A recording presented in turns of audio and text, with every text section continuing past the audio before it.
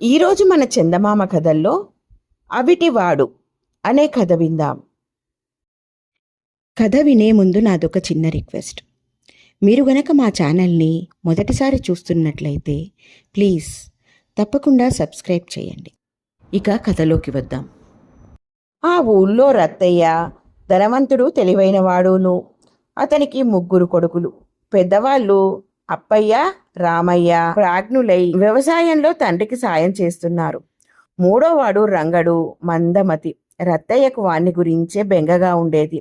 రంగడి తెలివితేటలు పెరగడానికి ఔషధాలు గాని మంత్రతంత్రాలు గాని ఎందుకు పనికి రాలేదు. నేను ముసలివాణ్ణి అయిపోయాను, ఇంకా శ్రమపడలేను.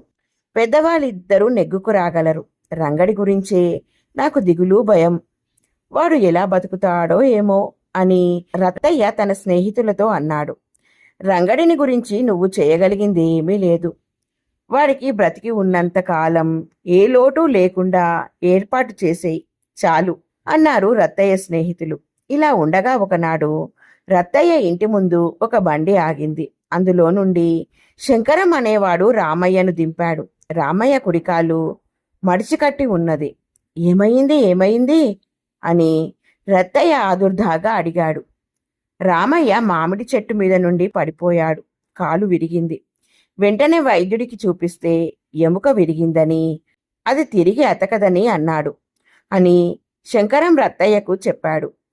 వీణ్ణి వెంటనే పట్నం తీసుకుపోయి మంచి వైద్యుడికి చూపిద్దాం. ఖర్చయితే అయ్యింది, వాడికి కాలు తిరిగి రావడం ముఖ్యం అన్నాడు రత్తయ్య. లాభం లేదండి, వాడి కాలు బాగు కాదని వైద్యుడు ఖచ్చితంగా చెప్పాడు అన్నాడు శంకరం.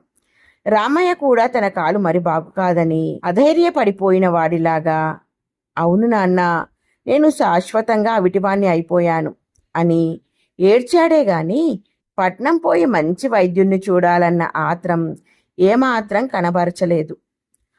అటు తరువాత రామయ్య అవకాశం దొరికినప్పుడల్లా తన కుంటికాలు ఊపుకుంటూ తనకు కనిపించడము, నాన్న నా బ్రతుకు ఏంగాను అని ఏడవడము చూసి రత్తయ్యకు జుగుప్స కలుగుతూ వచ్చింది.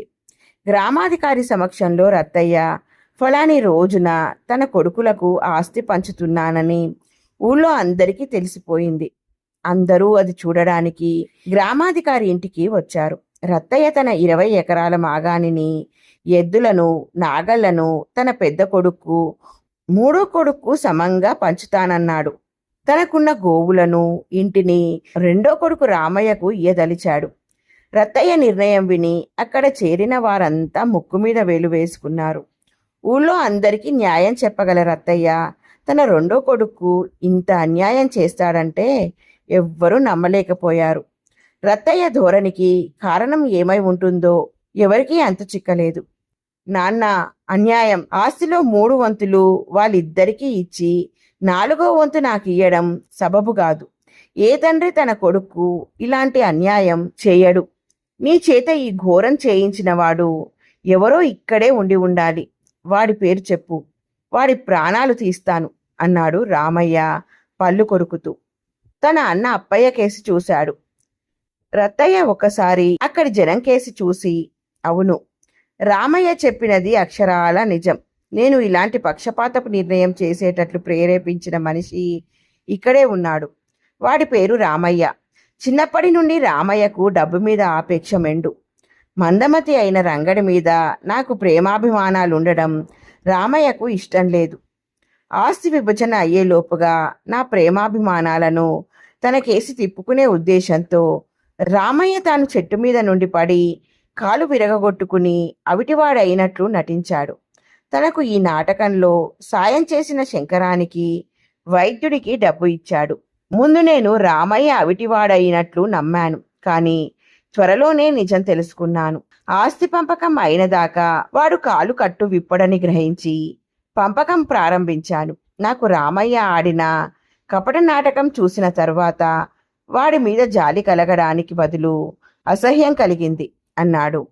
గ్రామాధికారి రామయ్యతో, ఒరేయ్, నువ్వు నిజంగా అవిటివాడివే అయితే మీ నాయన నిర్ణయించిన ఆస్తి పంపకం దివ్యంగా ఉన్నది కదా.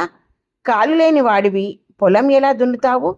నా మాట విని హాయిగా ఇంటి పట్టున పడి ఉండు అన్నాడు. తన ఎత్తు మరి పారదని గ్రహించిన రామయ్య తన కాలి కట్టు విప్పి తల వంచుకుని 2 కాళ్లతోనూ గబగబా నడుచుకుంటూ అక్కడి నుండి వెళ్ళిపోయాడు. ఇలా ఉంది ఫ్రెండ్స్ ఈ కథ. బాగుంది కదూ? నచ్చిందా? అయితే లైక్ చేయండి. మీ బంధువులకు, స్నేహితులకు ఈ కథలను షేర్ చేయండి. మరిన్ని మంచి మంచి కథల కోసం మా ఛానల్ను తప్పకుండా సబ్స్క్రైబ్ చేయండి. మరొక మంచి కథతో మళ్ళీ కలుద్దాం. ఉంటాను మరి.